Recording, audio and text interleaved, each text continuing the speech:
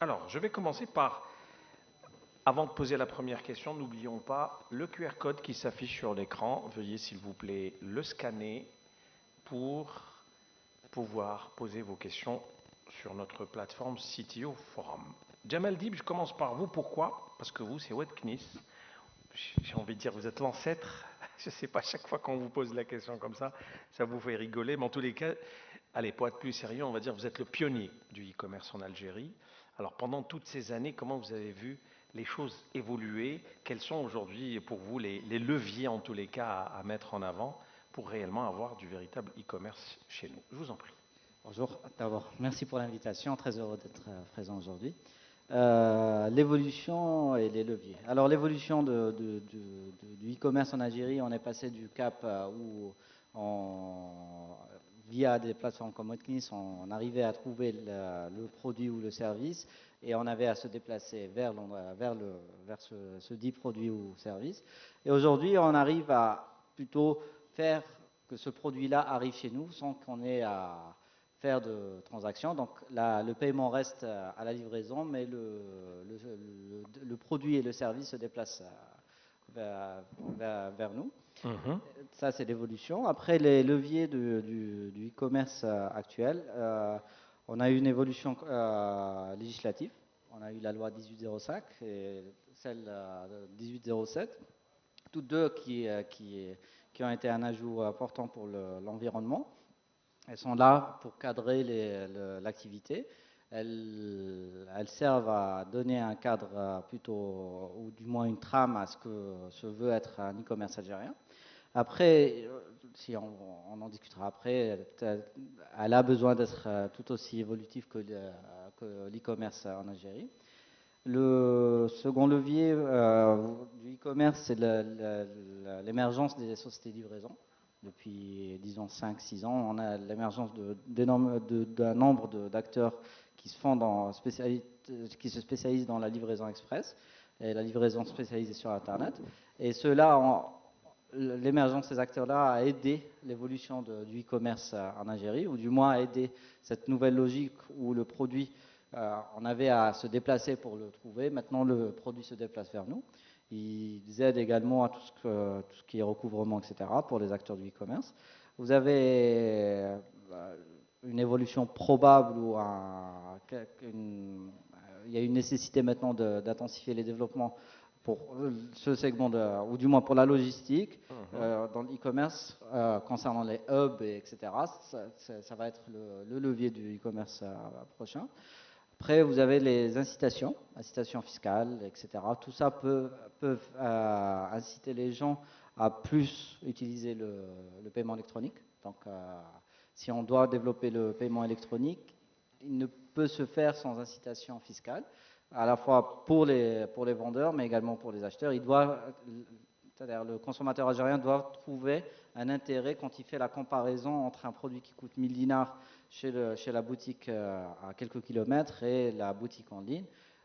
On a dépassé le cap de trouver le produit. Je pense que maintenant, pratiquement tout le monde affiche son inventaire sur Internet Mhm. via des plateformes comme Knis ou autres, mais on a connaissance de l'inventaire, mais on n'a pas l'incitation qui fasse qu'on appuie d'utiliser la carte qui, elle, est disponible. Aussi un autre ajout important, c'est-à-dire aujourd'hui, avoir une carte d'ABIA ou CIB n'est plus quelque chose de nouveau, c'est quelque chose de tout à fait normal. Et donc, il faudrait avoir plus d'incitation.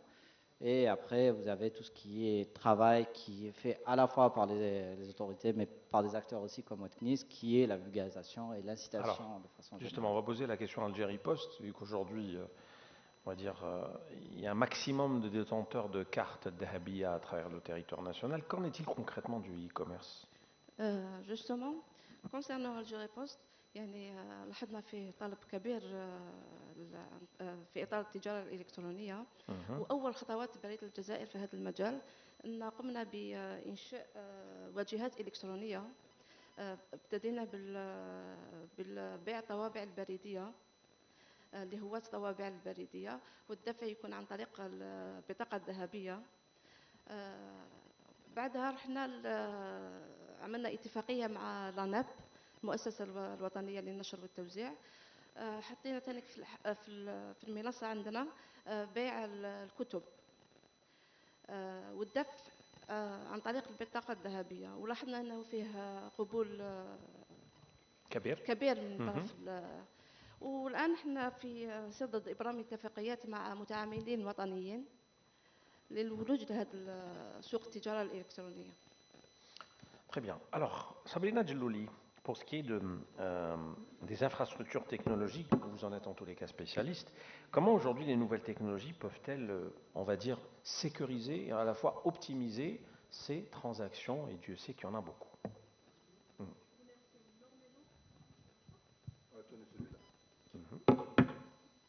Je vous remercie énormément pour cette question. Au fait, la sécurité, la fiabilité, l'optimisation des transactions de paiement, aujourd'hui, c'est ce qu'on appelle, en anglais on dit elephant in the room. En fait, c'est le sujet, c'est vraiment la problématique, toute la problématique de ce qui se passe aujourd'hui, des gens qui ne font pas encore confiance, se trouve ici. Et de notre côté, en tant que fournisseur technologique, en fait, il faut sécuriser tous les aspects. Ça, on va commencer de l'infrastructure, hein, du data center lui-même. On va parler bien sûr des sites, de plusieurs sites redondants en actif-actif avec une redondance géographique, ça c'est le minimum pour les transactions financières. On va parler de data centers qui sont Uptime 3, voire Uptime 4, c'est-à-dire qui sont justement dont l'énergie provient de deux sources de transformateurs différentes. Même si un transformateur est down, on va toujours continuer à avoir l'énergie pour justement faire fonctionner tout ça. Ensuite, pour la couche, on va dire cloud, parce qu'aujourd'hui aussi, le cloud, c'est le moyen de sécuriser, mais aussi d'apporter cette flexibilité. Le cloud va nous apporter du scale-in, du scale-out. Vous savez qu'en termes de traitement de transactions financières, on aurait besoin d'avoir un nombre de transactions par seconde.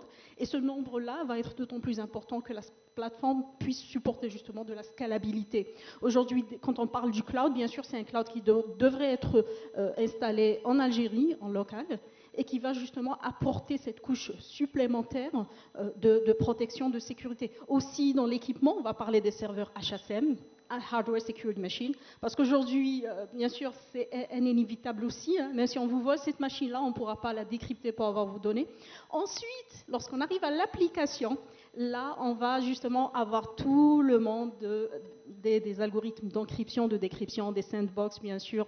On va aussi avoir le multi-factor authentication. On va parler des super APP pour l'application, parce que les super APP aujourd'hui apportent cette flexibilité. Elles vont orienter tout le trafic, y compris tout l'e-commerce, hein, va être embarqué dans une application mère qui va justement sécuriser tout le beau monde qu'il y a derrière. Au fait, on peut en parler pendant des heures, mais en fait, à notre avis, c'est que de cette façon-là qu'on peut justement construire un service qui soit sécurisé end-to-end. Et bien sûr, aujourd'hui, Huawei va présenter toutes ces couches-là, donc on peut fournir depuis le data center au cloud, mais aussi à l'application. Très bien. Alors, Anis Hassan Haddadi, parlez-nous un peu de l'expérience client, de la confiance consommateur. Ça, c'est des aspects qui ont toute leur importance. Tout à fait. Merci pour cette question aussi.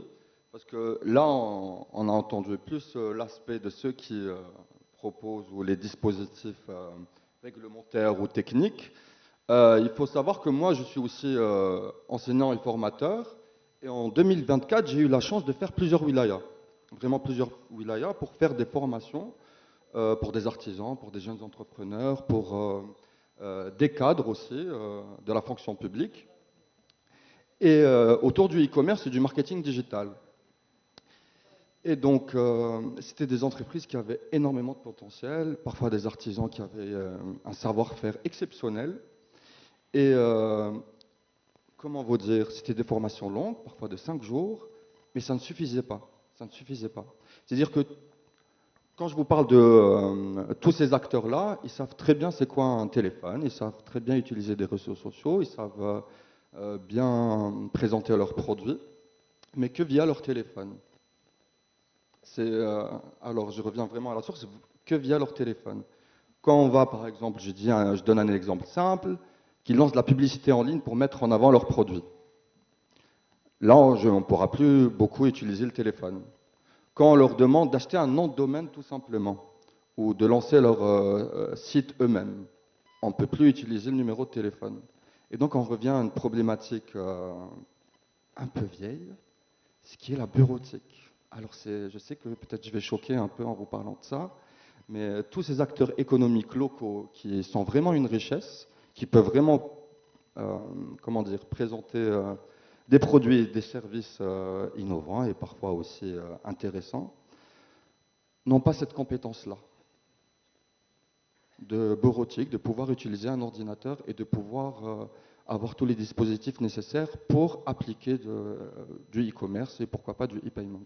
Donc je pense que c'est une question fondamentale, la formation, et qu'elle doit revenir vraiment à la source et commencer par là. Alors, on a les consommateurs, on a aussi les commerçants, on a tous ces gens-là qui gravitent entre les deux. Qu'est-ce qui manque pourtant aujourd'hui à cette volonté d'en finir avec la culture du cash?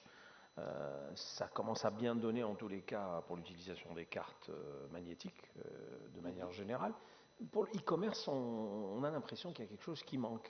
Pourquoi ça ne se démocratise pas comme il faut? Je continue. Alors pourquoi ça ne se démocratise pas? Déjà, c'est très difficile de faire la différence entre e-commerce et e-payment. Parce qu'aujourd'hui, on peut dire que le e-commerce est lancé et qu'on peut payer en cash ou directement. Et que le e-payment est tout un autre dispositif que beaucoup ne sont pas au courant qu'il est possible. Et quand ils sont au courant qu'il est possible, pour eux, c'est des procédures qui sont vraiment interminables.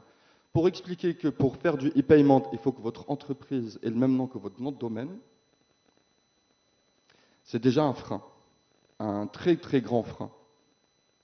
Et donc, qu'est-ce qui, pour moi, ralentit? C'est avant tout une question de culture. Concernant le e-payment, pour le e-commerce, c'est une question de formation, c'est une question de culture. Et on ne voit pas de grande campagne nationale qui explique en quoi le e-payment pourrait être vraiment révolutionnaire pour toutes ces entreprises et pour tous ces jeunes entrepreneurs. Donc pour moi, il faut vraiment lancer des campagnes nationales au niveau de tous les médias pour pouvoir vraiment démocratiser ce moyen de paiement. Je pense que c'est vraiment primordial. D'accord. Oui, vous avez des éléments à rajouter, Jamal Dib? Donc, très bon point. L'éducation est toujours quelque chose de primordial pour le développement d'un marché. Mais je pense qu'il faut revenir sur cette question d'incitation. C'est-à-dire que le e-commerce, le E dans le e-commerce n'est qu'une extension d'une activité. C'est-à-dire que les gens ne vont pas changer leurs habitudes s'il n'y a pas d'incitation, même sur Internet. C'est-à-dire que s'il n'y a pas quelque chose, un intérêt à faire un paiement sur Internet, je pense que si on devait voir l'évolution de services, par exemple, qui m'a Baridimob, ou la même, l'évolution de croissance, les paiements de factures à distance, etc., il y a un intérêt clair, il y a quelque chose derrière, il y a une incitation, donc les gens y vont, il n'y a pas de souci. Mais pour aller vers du commerce, je pense même là-dessus, le e-commerce a très très bien évolué. Après, tout ce qui est chiffres palpable sur les transactions électroniques, il faudrait plus aller voir vers des paiements très simplifiés qui m'a Baridimob, où les personnes n'ont pas à traverser la procédure. Et la plupart des gens qui se font e-commerçants sont plutôt jeunes et enclins à faire le travail d'éducation vers des générations plus anciennes pour les inciter à faire leurs paiements via Baridimob, etc. Mais Machi, c'est plutôt parce que c'est facile. Il n'y a pas de blocage, etc. Donc tout ce qui est venu, les lois 1805 et 1807, est excellent, parce que l'ASM a un cadre légal là-dessus. Mais le cadre, l'ASM t'adapte avec l'évolution en elle-même et faire en sorte que le consommateur ait l'impression que, ok, même si je vais vers un chemin nouveau, innovant, etc., qui est proposé par les e-commerçants, qu'il ait les garanties d'aller vers ce chemin-là, ou c'est plutôt quelque chose qui est réglementé, etc., etc. Donc la réglementation laisse évoluer, et également les incitations, qu'elles soient fiscales ou autres. Allez, les questions du public à travers l'application et le QR code qui s'affiche une nouvelle fois sur l'écran. How would you assure the users that their e-payment transaction would be safe and successful? Ask this question. Do we need to answer it in English? Or, Yes, in English or in French. I think we have today SATIM, which is doing a great job at restraining or whatever type of payment you are doing. So I think they should answer this question, but as of today, there is no real risk of getting zero traceability of your transaction. I mean, by design, what the SATIM have made and the authorities have set up is a system where everything is inside the one loop, and inside it you can have nothing going without checkup. Okay, yes. I think when we talk about security, the most important point is the eKYC. We need to define a very strong KYC in order to have this full traceability of the transaction. This is the most important criteria that we need to define in order to let this service be open and offered to banked or unbanked population. Both by securing KYC, we have the full traceability of the transaction. This is the first. The second is when we talk about financial platforms, we are not talking about IT platforms. They are financial grade platforms which should be they should be following some standards of security, PCI SSF, for example. This is the minimum. If your platform is already certified PCI SSF, we know that there is a big range of security tests that you already passed. So the customer is most probably more secure and most maybe protected against the most famous attacks. Now, remaining part is also the existing infrastructure. You talk about SATIM, this very important point. SATIM just launched the mobile switch, which will help to quickly launch the mobile payment in Algeria, and this is very good. But not only this, we still have also in Algeria no real-time transactions. There is a project for the IPS to make the instant payment system. For e-payment, if we don't do it on real time, it has no sense. And this is risky, even for the bank. So these 3 points, I think, are the most major criteria that we need to check, make sure that we fulfill in order to guarantee the security of the financial transactions. Thank you. Ok, allez, une question un peu provocatrice pour Jamal Dib. Vous aimez les provocations, Jamal? Allez, une question stratégique. Pourquoi Wade Knis n'a jamais vu étendre son empire comme Jumia? À l'intérieur du pays ou en dehors? Je vous pose la question telle qu'elle est, donc à vous de la considérer comme... Ouais, c'est bien qu'il y ait de la provocation. Alors, nous, on accueille la compétition quelle qu'elle soit et on est très heureux d'en avoir sur le marché algérien. Pour des raisons plutôt évidentes, aller au-delà des frontières algériennes est plutôt délicat dans notre situation. Mais en ce qui concerne la situation locale, je pense qu'il n'y a pas photo. Il n'y a pas photo. Il n'y a pas photo. C'est-à-dire qu'il y a eu un moment Jumia, ce moment a fait plutôt 100 ans et du coup, je pense que la question n'a pas lieu. Mais bien, la Anis Haddadi, une réaction? Oui, alors pour moi, c'est très difficile de les comparer déjà, parce que Jumia est vraiment dans l'e-commerce, où il y a, je ne sais pas s'ils ont mis en place le e-payment ou pas encore. Ils ont le e-payment. Et aussi, Wade Knis est vraiment rentré dans la culture populaire. Et ça, c'est important. Ça vient d'Algérie. Et ça, il faut le dire. C'est ce que j'ai dit à Jamal Dib en l'invitant à cette table ronde. J'ai dit, Wallah, tu es une star. En tous les cas, votre site est très connu et très utilisé et très apprécié. Alors, question, je pense, pour Sabrina Djellouli. Aujourd'hui, on n'a pas très confiance au service du cloud. Voilà, les gens n'ont pas très optimistes par rapport à la sécurité des clouds. Comment les convaincre? Alors, lorsqu'on parle du cloud, il faut juste enlever un peu la confusion. On ne parle pas d'un public cloud. D'un cloud public, on n'en parle pas lorsqu'il est question de transactions financières ou de systèmes financiers. Ça, c'est la première, en fait, règle. On a vu qu'il y avait peut-être... Je vais ouvrir une petite parenthèse. En fait, il y a une certaine hypocrisie internationale lorsqu'il s'agit de grands pays en Europe, aux États-Unis d'Amérique. Ils n'acceptent pas que leurs données soient... hosted ailleurs. On a vu l'histoire de TikTok, entre guillemets, auquel on a demandé qu'ils rachètent carrément, que ça soit racheté par un Américain, sinon. Mais lorsqu'il s'agit de nous, nos pays, hein, le reste du monde, on nous dit ah non, le cloud en Europe est très sécurisé, allez-y, investissez. Eh bien, cette hypocrisie-là, heureusement qu'elle est finie aujourd'hui.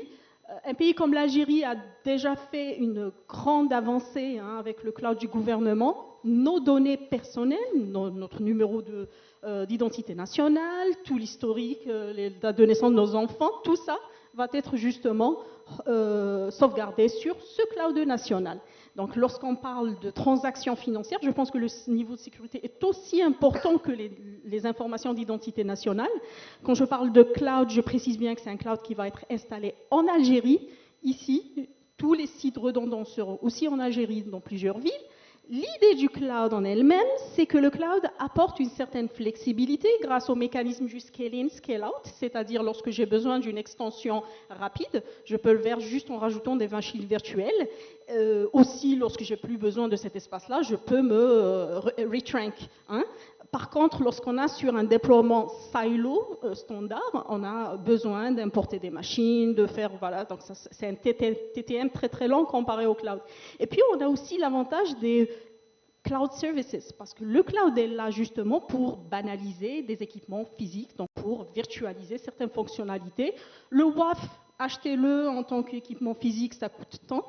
Offrez-le en service cloud, ça coûte beaucoup moins cher grâce à cette technologie de virtualisation, tout en apportant justement le même niveau de sécurité anti-DDoS. Pareil. En fait, l'idée ici, c'est qu'on va justement prendre avantage des avancées technologiques, des innovations IT, pour servir ces plateformes financières et pas le contraire. Le IT est là justement pour arriver à ce niveau de sécurité qui est tant attendu pour les transactions financières. Très bien. Est-ce que vous ne pensez pas qu'aujourd'hui, les craintes liées aux fraudes, aux cyberattaques, freinent un peu les consommateurs à aller vers ces opérations de e-payment? Oui, tout à fait. Tout à fait. Mais justement, c'est en installant ce genre de mécanisme de sécurité qu'on va justement renforcer cette quiétude en apportant, en expliquant que vos données personnelles, elles sont sauvegardées avec blablabla X de... vous savez, aujourd'hui, dans les plateformes de paiement, hein, dans les plateformes financières, il y a même des données qui ne peuvent jamais être décryptées. D'une, parce qu'elles sont sur des serveurs physiquement encryptés, donc on ne peut pas les décrypter. De deux, parce qu'elles vont utiliser des algorithmes irréversibles qui n'ont pas de clé. Par exemple, les numéros de compte, les montants des transactions. Même si vous êtes vous-même opérateur de ce système-là, vous ne pourrez pas en avoir accès. Je pense, oui, le citoyen aujourd'hui, il a raison, après tout, d'avoir peur qu'il y ait des attaques, que son argent s'envole. Hein, c'est une crainte qui est complètement logique. Mais c'est à nous, en tant qu'opérateurs technologiques, d'apporter, justement, d'apaiser ces inquiétudes en apportant toutes les blocs de sécurité qui permettent d'avoir des transactions qui sont end-to-end, presque sans risque. Hein. Après, le risque zéro, il faut toujours le manager. Allez, on va faire plaisir à la salle. Quelques questions personnelles. Pouvez-vous nous parler du rôle des sociétés d'assurance dans le domaine du e-commerce? Entre parenthèses, remboursement des clients en cas de problème dans les transactions. Celui qui a posé cette question, ça se voit qu'il attend chèque depuis un moment, du remboursement. Est-ce qu'on a quelque chose à dire sur le secteur des assurances, précisément ou pas, avec le e-commerce? Non, c'est vrai qu'il faut être spécialiste peut-être du domaine. Sur le système de remboursement, oui. Est-ce que les entreprises algériennes ont déjà, qu'un client paye en ligne, qu'il sache déjà qu'il puisse être remboursé et qu'il y a un dispositif nécessaire pour ça? Je pense que oui, c'est important de mettre en place. Que c'est facile peut-être de mettre en place un e-payment, mais c'est aussi tout un dispositif derrière qu'il faut préparer.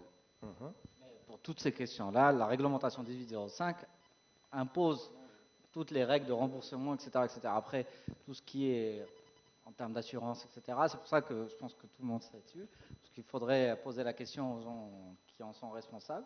Mais les règles décrites dans la loi 1805, loin d'être parfaites, mais elles mettent la base ou les bases de tout ce qui peut être sain dans une transaction e-commerce et tout ce qui s'ensuit. Alors, face aux géants internationaux du e-commerce, et il y en a beaucoup, effectivement, dans le monde, comment aujourd'hui des plateformes algériennes peuvent-elles finalement tirer profit, se différencier et trouver place dans un environnement de plus en plus concurrentiel? et une société algérienne qui voit ce qui se passe ailleurs aussi dans le monde. Comment vous arrivez à trouver votre place? En ce qui Déjà, concerne- parlez-nous de en votre ce qui- ministre. en ce qui nous concerne, c'est plutôt évident en restant local. C'est-à-dire que la réflexion est certes, on s'inspire de ce qui se fait de par le monde, mais l'application et l'écoute, elle est toujours locale. Et donc, c'est ce qui fait qu'on arrive à maintenir cette croissance dans l'histoire de votre CNIS, c'est qu'on est toujours à l'écoute, que ce soit le client qui est notre client, c'est-à-dire qui utilise nos services à titre professionnel, ou bien les usagers qui, eux, utilisent la plateforme de façon plus globale. Et c'est cet impératif, rester local. À chaque fois qu'il y a des innovations, essayer de faire en sorte qu'elles soient adaptées au local, qu'elles restent simples, mais comme on dit toujours, simple n'est pas égal, n'est pas facile. C'est-à-dire qu'il ne faut pas confondre les deux termes et on essaye de fournir beaucoup d'efforts pour faire ce travail de simplification. Très bien. Dernière question, depuis ce matin, nous parlons sans arrêt de l'IA, l'intelligence artificielle. IA, e-commerce, y a-t-il une relation, faisabilité? Comment on peut matcher entre les deux? Sabrina Djelloli, vous êtes inspirée? L'IA, c'est le deuxième topic après la sécurité. En fait, l'IA, elle va apporter justement, déjà pour le domaine financier, les financiers aujourd'hui souffrent tous du bad debt. Tout à fait. Donc l'IA aujourd'hui, premièrement, peut être utilisée justement pour offrir un système de scoring aux personnes avec, vous savez, une plateforme financière sur laquelle on connaît l'historique d'achat, les habitudes consommateurs, et avec justement toutes ces informations-là, on peut en temps réel, et avec des algorithmes IA, avoir justement modélisé, donner un système de scoring à chaque utilisateur. On pourra alors décider, par exemple, s'il ouvre droit à un crédit et de combien il pourrait en profiter. On peut aussi utiliser l'IA aujourd'hui, alors là, c'est les dernières nouveautés, peut-être utilisé même pour générer en temps réel un site e-commerce de A à Z, en générant même les photos pour éviter les droits d'auteur. On peut même générer à la demande, par exemple, j'ai une boutique de parfums. Donc, je n'ai pas les moyens de recruter une équipe IT pour créer un site. L'IA va vous créer le site, va générer les photos pour vous, tout ça en une fraction de seconde. Aujourd'hui, les plateformes SDK clés en main qui utilisent les algorithmes IA justement pour renforcer l'écosystème e-commerce, elles existent, elles fonctionnent depuis des années déjà, elles sont déjà matures et elles peuvent apporter justement un souffle nouveau à tout l'écosystème, qui soit en Algérie aussi, parce que ça peut facilement être justement déployé en Algérie. Juste une petite nuance, parce que l'IA aussi a besoin de learning, et en Algérie, ça commence à émerger, les entreprises qui sont spécialisées dans le machine learning. On espère que d'ici 2-3 années, on aura justement cette maturité de ces entreprises-là pour pouvoir justement faire l'entraînement, parce que ça c'est très important, l'entraînement avec la culture du pays, de l'IA, pour pouvoir justement donner un résultat très intéressant une fois déployé en Algérie. D'accord, oui, Fadli. Concernant l'IA, aussi pour la poste, on a un projet à l'avenir. Ça aide aussi à la distribution postale. Donc, au lieu d'utiliser un bulletin d'itinéraire classique pour les facteurs, donc on utilise l'IA pour faciliter, optimiser les délais d'acheminement. Bien sûr, le e-commerce, c'est-à-dire باش ننجحوا لو e-commerce يلزم بالنسبه للبريده يلزم يعني نقلصوا بشكل كبير في مده التوزيع. هذا الانتيليجنس ارتيفيسيال تساعدنا كثير في هذه العمليه. D'accord. Oui, Anis. Oui, moi je pense que c'est vraiment une chance pour les e-commerçants parce qu'elle va vraiment leur permettre de structurer et aussi d'évoluer très très vite. Quand je disais tout à l'heure, ils n'ont pas toutes ces informations, toutes ces compétences, par quoi il faut commencer, par quoi il faut finir, créer son site web, créer une photo, automatiser ses tâches, aller au-delà des réseaux sociaux, leur proposer d'autres leviers de croissance ou de vente, et donc elle leur apprend. Et donc je pense que ça va vraiment accélérer le e-commerce dans ces parties-là en Algérie. D'accord. Toute dernière question. La loi 1807, en quoi peut-elle aider à l'émancipation du e-commerce? Parce que certains considèrent que, indirectement, elle peut au contraire stopper l'engouement vers le e-commerce. Alors, c'est vrai que moi j'entends beaucoup de gens qui se plaignent de cette loi un peu parce qu'elle peut être C'est ça. lourde pour les entreprises. Mais moi, je la considère comme une chance parce que ça a vraiment mis en évidence l'importance des bases de données et je précise toujours pour les TPE, PME. Ils sont beaucoup plus intéressés à ça parce qu'ils n'avaient pas cette culture de database et autres. Et il faut dire aussi, quand dans le marketing et autres, on n'est que dans l'acquisition en Algérie. On ne sait que ramener de nouveaux acheteurs. On ramène de nouveaux acheteurs et on revoit. Et que ça a vraiment permis de prendre conscience que la fidélisation dans la promotion des produits et services, même dans le e-commerce, est une étape très très importante. Et je pense que cette loi a ouvert, grâce à son implication, une nouvelle connaissance pour pouvoir aussi suivre tout le processus d'achat pour ces e-commerçants. Parfait. Merci beaucoup. Merci. Applaudissements pour ce beau panel.